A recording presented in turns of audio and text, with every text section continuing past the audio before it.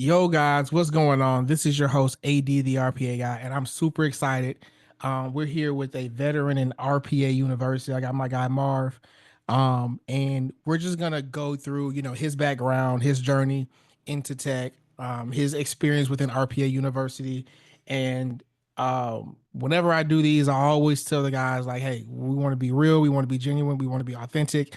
Because there's going to be somebody on the other side of this interview who's going to watch this and they're going to resonate with your story. You know what I'm saying? So, Marv, I appreciate you being here, brother. How you doing today?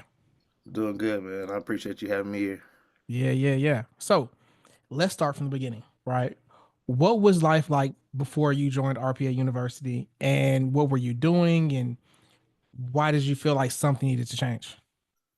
Um, I was when I started RPA, I was driving dump truck, doing the whole 9 to 5 blue collar thing, and I had gone through different courses, not necessarily tech, but just entrepreneurial type stuff, just to make extra money outside of driving Mm-hmm. dump truck. Um, when I stumbled upon RPA, I actually found you on IG. And just I probably watched all your videos like over a course of like a month before I even actually hit you up. You messaged me right after I added you, and I'm like, man, I don't want to message you back Mm-hmm. because then I'm gonna have to, then I'm gonna have to give my answer. Yeah, yeah, yeah. But yeah, it was just kind of like a everyday, like wake up 4 in the morning, sometimes five, sometimes three, just depending on what job I was doing for dump truck. Like sometimes we'd be driving uh, Mm-hmm. from state, into a different state. Like I live in Ohio, and sometimes we'd be driving to Indiana, sometimes Kentucky, and it's just, a lot of uncertainty. Got laid off in the winter from like December to like April, May, sometimes, depending on the year and Mm-hmm. work there was. But um, when I stumbled up on RPA and I saw like the simplicity of it based off of what you showed on IG. It just kind of made sense because that's kind of what I was searching for in the first place. I just wasn't really searching for it as like a career, like job type situation. It was Mm-hmm. more of like a entrepreneurial search, I guess you can say. Mm-hmm. So So, what were you? So it sounds like getting into tech wasn't necessarily your goal or the outcome that you were trying to achieve. It was more so trying to achieve financial stability because with the current career, it was like you have months where y'all got all kind of work, and then mm, you have months where you don't have a whole lot of work, right? pretty much. Is that accurate or did I miss something? No, that's basically it. We just have like a season, like the summer season, because this winter gets pretty bad up here, depending on the year. Mm-hmm. But Mm-hmm. so like a lot of construction work shuts down. So if the construction workers aren't working, then we're not bringing material, with the dump truck. So Mm. it's just I wouldn't say I wasn't searching for tech. Like I definitely looked into some tech, Yeah. looked into like IT and coding.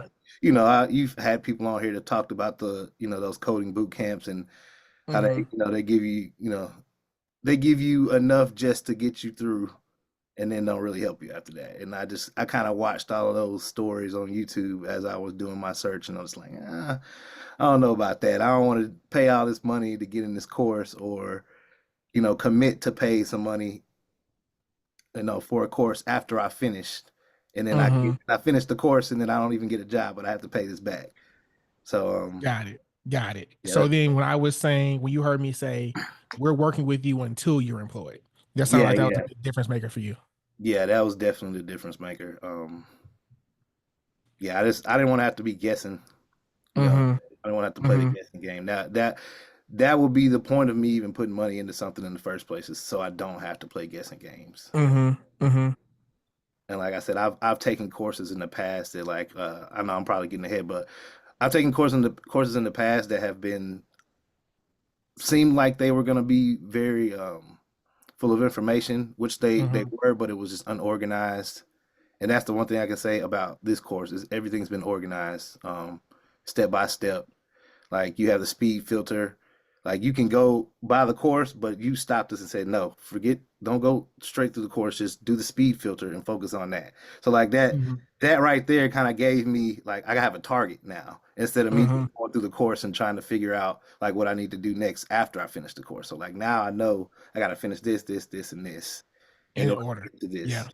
Love it. Love it. So then when you first heard about RPA University, were you sold immediately or did you have some reservations? Like how did you feel in the very, very beginning? The concept of RPA, I was sold immediately. Mm-hmm. RPA University, I wasn't just because how, we were just talking about how much $60 expensive to most people. Mm-hmm. Depending on the person, the situation. Mm-hmm. I Yeah. just you always have that hesitation when you're about to pay some money for something, which Mm-hmm.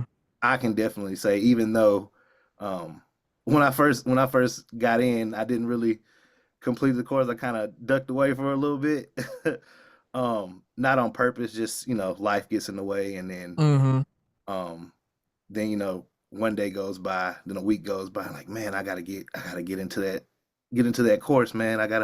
And like I had already, kind of started moving my way. I'd gone through, I think, the first couple of bots, the guessing game, and then yeah, and I just kind of fell off. And I'm like, Mm-hmm. this year started up. I'm like, man, you know what? I'm locking it in. I'm locking it You know in. what? That's what I want to ask. So it was around, was it January when you came? What month did you get started initially? Um, I think it may have been like it was between January and March of last year. I can't really Okay. remember. And then you fell off for a bit and then you came back. Was it January 2025? Yeah, yeah, it was January Okay. 2025 is when So I came what back. happened in December that made you say, "Nah, bro, I'm coming back. I'm getting back on the calls. I'm plugging back in." Pretty much the same thing that made me sign up in the first place. Like when that's what got me past the money was the fact that I was just tired of getting laid off in December, man, and not working for 3 4 months Mm-hmm. at a time, and then I capped out the income. I capped out the income at the company because it's a small dump truck company. It's not like a Mm-hmm. big operation, but Mm-hmm. I capped out. So I knew they weren't going to give me a raise anymore. So it was like, do I keep going back and then like, have being home at 4 p.m. and then sometimes at 7, and then it's just the uncertainty of like my time is really Mm-hmm. what Mm. kind of drew me back in.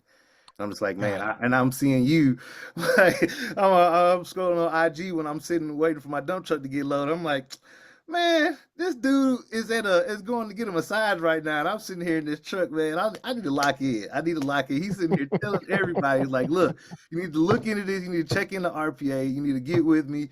And I'm sitting here already in, and I'm over here sitting in the truck still, and ain't even gotten, what I'm saying, ain't even gotten to, through the speed filter. So Mm-hmm. January hit, um, and I was like, nah, I I can't play around no more. I gotta lock in. So here we are. You know, Mm-hmm. Mm-hmm. here we Okay. are in April, and I love it. And just so everyone knows, Marv is not done with the program. You finished your 4-star bot. So just so the viewers know, like we have a leveling and a ranking system. And I don't know if you know at this point, bro, but you are RPA certified. You are official. You are good enough to be working at any company as an entry level, junior, or even mid level RPA developer. So like you've been crowned, right? So our next step is to get you employed, right? mm. So I want to make that clear to all the people who are watching this at home. So, next question: how would you describe your tech skills before starting the program? Did you have any experience with automation or coding or anything like that, or was all of this new to you? It was all new to me. I didn't have any type of. I mean, I had basic, turn on the computer. I know how to use Task Manager, like nothing crazy. Mm-hmm. But no, I didn't have any experience in tech at all. Okay. And so, having no experience in tech at all, how would you say? What would you say is the learning curve to learning RPA? Um, Honestly, I think it depends on the person because if you looked at me last year, and if you were to come to me last year and be like, "Hey, man, you told me you joined that RPA program. How you doing?" Well, obviously, I'm not doing well because I wasn't doing it. You know Mm-hmm. what I'm saying? But like as I dove in, I realized that the more I looked at the material, the fact like I started picking up on things. So like even things that so for instance, like even things that I don't necessarily have a strong grasp on, it keeps coming back. So like the second there was my 4-star bot. I had some issues with my selector Mm-hmm. that I had no idea how to deal with the first time, but I had Mm-hmm. a better idea, the second time Mm-hmm. with the Mm-hmm. 4-star bot because it's like even as you're learning, you're not grasping the entire concept, but it's in your brain. So Mm-hmm. like it's there. So you start to notice stuff. Things start to oh, I've seen that before. Oh, that looks Mm-hmm. familiar. It starts to And click yeah, faster. yeah, it starts to click. So it's like, Mm-hmm. um, yeah, I think it just depends on the person, really. But Mm-hmm. as far as the course and the knowledge that you give and the support that's available, it shouldn't the turnaround should be I mean it should be fast. Like the six Mm-hmm. months is 6 months is definitely doable if you take it seriously Yes. and you lock Yes. in. I'll say that. So let's put it this way. So you just finished your 4-star bot, right? Hmm. So RPA Tech Skills Part 1 and then Part 2. You finished Part 1 and Part 2. Hmm. And it's been about, let's call it 13, 14 months, right? Yeah. If you could press a button and start it all over again, and I said, all right, I need you to do everything you've already done, but quicker. How fast do you think you can get it all I'd done? have been done. I'd have been done with part one and part two in like 3 weeks. Come Like on, bro. I would have. Come on, bro. That's what I'm saying. Like even when we talk, and I look, man. I hold myself to. When we talked, I told you that's what I was gonna do too. I Yeah. said, man, I'm gonna have it. I'm gonna have the first two sections done in like 3 weeks, and then like I said, life happens. Mm-hmm. I ain't Mm-hmm. making no excuses. None. It is what it is. Mm-hmm. My fault. Yeah. I'm owning up to it, but I'm here now too. So So going back to the learning curve, I do agree that it's based on, the individual. But it sounds like what I'm hearing you say is that RPA is not rocket science. You and anyone else with little to no technical background can come in and learn this at a high level. Would you agree with that? yeah, Right. 100%. And whether you believe it or not, bro, you do RPA at a high level at this point. You are good enough to like call contact friends, family, or even local businesses in your area and say, hey, let me build something for you and charge them a few grand. You have that skill set now, right? And you did not have that 12, 13 months ago, right? So like people don't understand the power of like automation, especially when it's as simple as drag and drop. So congrats to you on that, bro. And congrats to you for holding yourself accountable, right? Yeah. Um, so then now that you're through with the first major milestone of the program, which is learning RPA at a high level, right? What's one thing that you learned that totally surprised you? I think I'm starting to learn how to code, like indirectly. You are, you are. Because yeah, like because you said it's everything's drag and drop. So Mm-hmm. technically, like I would say to an extent, you don't really have to learn how to code, but you don't even realize as over time, as you keep doing it, you're seeing the code. Yeah. So it's being ingrained. So like Mm-hmm. for my selector, I'm starting to be able to read the code that's in the Mm-hmm. selector editor and Mm-hmm. understand what it means. Mm-hmm. Whereas before, I'm just like, man, this looks like gibberish. I'm just gonna click Mm-hmm. this and see what it does.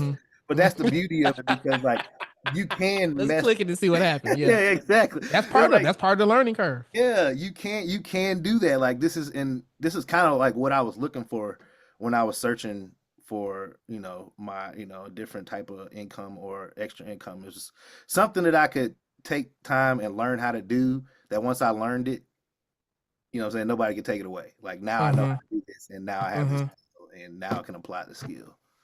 I love it. I love it. So then what's been your favorite part of the program so far? Was it like a specific lesson, a project, an aha moment that made like what's made Marv excited? I think the first time, I think my 3-star bot, complete my 3-star bot without like you have in the prior bots you had like a preview video where you Mm-hmm. showed us like kind of like a rundown of how the bot should go, and then you had a Mm-hmm. solution video. Like I didn't have Mm-hmm. any of that from my 3-star bot, and I struggled with it because that was like the first time on the 3-star bot was the first time since I came back that I missed a goal Mm-hmm. for the accountability call, and that was Mm-hmm. that selector issue that kept giving me problems. Mm-hmm. And then I had the loop issue. But like, man, when I tell you, when I press the button, when I press debug, and I because I turn the highlighters on so I can see where Mm-hmm. everything's going. When I press debug and the highlighter started hitting everything, and it went through that first transaction or that first cycle, and then it looped back to the say, yo, I was in here hype. Yo, I was live, and my kids came running downstairs. They're like, yo, what's wrong with that? Look, I'm like, look, I created a bot. Now they want to be the bots. Yo, I was like, yeah, that's it. That was it. That had me right there. It's like the first time. It's like the first. If you ever play sports, it's like the first time you make a basket or the first time you score a touchdown. Like Yeah, it yeah, was yeah, yeah. all You're the way never gonna live, get that moment. Yeah, yeah, all the yeah. way So live. let's just give the viewers some context. So we have what we call RPA Tech Skills Part One, which is the very first part of the course where you're going through some projects, and basically the steps are already given to you. Like you're watching the video, you press pause, you do what the video just did, you press play, you kind of just do that over and over again. Yeah, So what Marv is talking about is you get to RPA Tech Skills Part Two, right? Where now it's like there's these more difficult, more challenging bots, and the solutions are not given to you. You must figure out how to do them yourself. And most people struggle because you're supposed to struggle, right? It's almost like riding a bike with the training wheels off for the first time. You're going to fall down. You're supposed to struggle. And I'm hearing you say when you finally got that first project done that was difficult and you did most of the work by your damn self, it was like all of the struggle that went into it was finally like, yes, damn it, I got it, I can do this. And there was like a level of confidence that kind of came over you. Is that correct? yep. Because when I went into that 4-star bot, it was like, oh wait, because I picked a similar activity, and I Yeah. was like, oh man, I got into it. I created my outline, and I just immediately went to. I was like, all right, so I need a sequence. I need an open browser. I need to get text. Mm-hmm. I knew how to Mm-hmm. line everything up, and it was like Mm-hmm. I wasn't really questioning myself anymore. Mm. It wasn't like before. It was kind of like, okay, let me go back and look at this video that he made, that AD Yeah. made.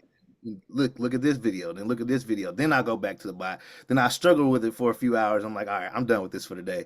Then I come back Mm-hmm. to it the next day, but like, shoot, this 4-star bot, I literally like, I finished that 4-star bot, uh, the Sunday. Mm-hmm. No. I finished it Monday right before the accountability call. I had already completed my goal, which was just to get the bot to cycle through one transaction and Mm-hmm. update it. I know I'm going like y'all don't know who I'm It's all what I'm good. talking It's all about, but good. you It's all you good. know what I'm Hey, talking about. So like this is your testimony video. You talk about what the hell you want to talk about. yeah, man. But like uh I had completed my goal, which was just to get it to go through one cycle. And Mm-hmm. I was like, man, I really don't want to go another week trying to finish this bot. So I was like, I'm gonna try to finish it before the call. Mm-hmm. Bam, like man, it was literally when I messaged you on school, that was like an hour before their accountability call. I finished it. Mm-hmm. I was like, yes. Yeah. Yeah. I like it. Weight I lifted. like it. So, question, man. You keep mentioning the call. You know, it's interesting. So you're talking about the accountability call, and I'm just Yeah, giving that's how. context to the people listening. That was actually my sales guy Sterling or my head of admissions. Like the whole idea to have an accountability call was his idea. I was like, I fucking love it, right? So that was something that was new. I don't think I was doing that when I know I wasn't doing that when you first got started. So can you talk a little bit about like how impactful the accountability call on Mondays has been for you? Oh, it's been huge. It's giving me a goal, or not. No, I wouldn't say a goal, a deadline almost. Mm-hmm. Because now it's not just me. Okay, well, this week I completed this. Well, no, now it's before this week, before this day, I have this complete. Mm-hmm. That makes sense. Like instead of me just Mm-hmm. going through, okay, I did this, I did this, I did this, with no like date in mind to finish it. Mm-hmm. Now I Mm-hmm. have a date. So like for instance, the last bot, the 4-star bot I just told you about, I knew I needed to finish my goal before the accountability call because like I don't want to, you Mm-hmm. know what I'm saying? I don't want to fail. I don't want Mm-hmm. to, You don't want to get on the call and say, uh, I know I didn't achieve it. yeah. That was like the last thing I wanted, especially after last year. I'm like, man, I got to make sure I lock in, and every accountability call, I got to at least make sure my goal is completed. And Yeah. like ever since you've implemented that, and like I come back and been going to every call, I've noticed like my progress speed up. Mm-hmm. Mm-hmm. 'Cause no matter what I do during the week, even if like I don't even get to the bot until like Saturday, Mm-hmm. like I know that no matter what, I gotta have you know, this section done before Mm-hmm. Monday and when that call hits at 7:30. Yeah. It So gives you a deadline and a goal, and and you know what needs to be done and you know when you need to do it by, Mhm. as opposed to just kind of doing it when you feel like doing it, right? What Exactly. most people do, right? Exactly. Okay, so then you didn't you didn't sign up for any tech boot camps or anything prior to RPA University, did you? No, no. Okay, but you had paid for other courses, entrepreneurial. Yeah, yeah. Like I did like I do Forex. Like that's probably like my most successful thing outside of like a 9 to 5 that I've ever Yeah. done. But Okay. like, yeah, So would you say that you bought multiple courses across over your lifetime on just different things in yeah, general? yeah, for Okay. sure. Yeah. So then how would you say RPA University compares to other programs and courses that you've been a part of in the past?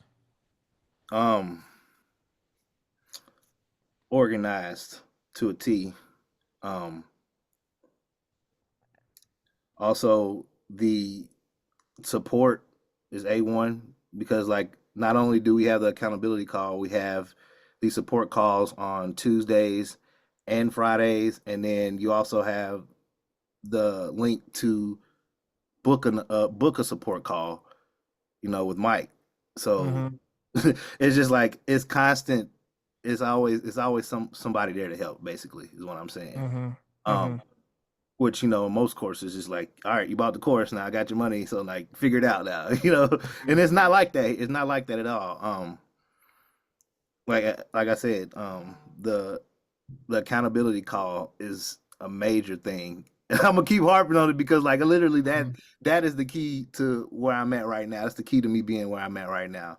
And like I want to thank you for taking your time because obviously you could be doing whatever you want right now. Like Mm-hmm. you could be going about your life, hanging with your family, working and enjoying your life. But you're here helping us, and you don't have to be. So, but as far as the I course, appreciate that. Yep. organization, support, um, ample knowledge, even within the course, you're able to link us to other resources to learn. So I just started on the RE framework, Mm-hmm. robotic enterprise. I didn't even know what that was at first. Like Mm-hmm. robotic enterprise framework. Like that links us to outside sources, which is Mm-hmm. also helpful. So it's not like you just this is my like you said yesterday during the accountability call. Like just because I do it one way doesn't mean you can't do it your way. It just has to work. That's the Mm-hmm. whole point. So yeah, man. Love it. Love it. So how would you say the program has changed your view of like your career potential, and how do you feel about your future, like in terms of like finishing the course? Like what do you really think is gonna what do you think you're capable of over the next 6 to 9 months? I'm definitely capable of getting at least a couple offer letters within the next 6 to 9 months. Um, like you said, just set a goal, right? It's just set the goal and focus on that one thing. So like that's what I'm focused on right now is just getting the offer letter. Obviously in my head I'm like, man, I'm gonna get an offer letter. I'm gonna make 100K. You know what I'm Yeah. saying? About 30 days into my employment, I'm gonna take my family, gonna go do this and that, and um, yeah, but I definitely see that. I definitely see everything I just said. I definitely see that, but like I've been trying to like focus on just One getting, thing at a time. yeah, just getting to the point because I think that's what messed me up last year. Is Mm, that I saw so much potential in it that it almost got overwhelming. I know what you mean. You I know what know you what I'm mean. saying? Yeah. It's almost like you can't even see yourself at that point because such a drastic jump. Hmm. So I think yeah, that's it for me, man. I'm just focusing on the offer letter. I love it. I love it. I love it, bro. So then, one thing I want to tell you, and I'm kind of going off script right now. Mhm. Keep like you are hands down the most consistent person on the accountability calls. I don't think you've missed one this year, right? Keep that up when we get to the interview phase. That's where most people fall off. Mhm. They start applying for jobs, then they start getting rejection emails. That's going to happen, bro. I'm him. Okay, you can attest to that. I get rejection emails, so of course y'all are gonna get rejection emails. So don't let that part discourage you. Like keep showing up, even when we're doing the interview phase where you're applying for the 150 jobs per week. You know what I'm saying? Like keep showing up to the calls, keep making your commitments. If you keep doing that, you record it, you bring it back to me. bro. It is literally impossible for you to fail. Impossible. Um, Last couple questions then. So, what would you say is the most rewarding part of what you've accomplished so far? And are there any milestones that you are like most proud of? Um, I think my consistency. Mm-hmm. I've definitely and like obviously so basic this is my thing. Um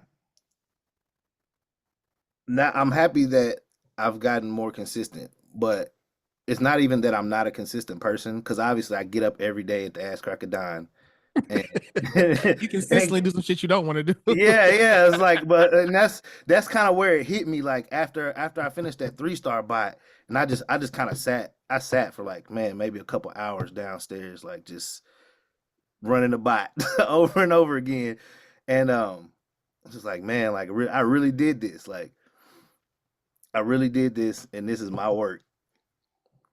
Why am I putting so much effort into getting up and going to this man's job, going to this man's company, and like asking, like, and I get you still probably have to do certain things, just because it's a Yeah, job.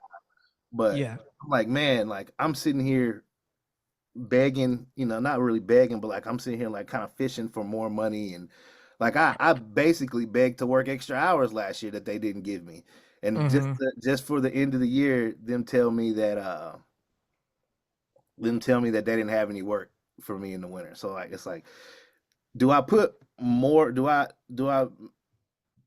be more consistent in doing something that's gonna make me more money without having to constantly go and ask, or do I just stick with the norm? And Mm-hmm. I think I think the consistency for myself is definitely something that I'm proud of. I love it. I love it. So, last question, man. What would you say? Imagine you're talking to somebody, and they are watching this video, and they're like, "Look, man, I really want to get into tech. I'm just not sure who I should trust. I'm not sure where to go. I've been watching AD for a little bit.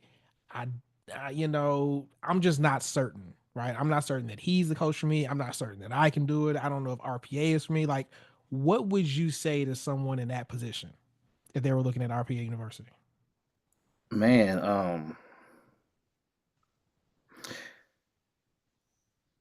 do what you want. But if you decide to go AD, don't wait once you get in. Once you get in, lock in, set your goals, come to the accountability calls, work through the speed filter, take your time, or go fast. You know what I'm saying? But just make sure you get to it to a point to where you at least grasp some of each lesson. Um, you're gonna have plenty of support. If you don't feel like you have enough support, reach out.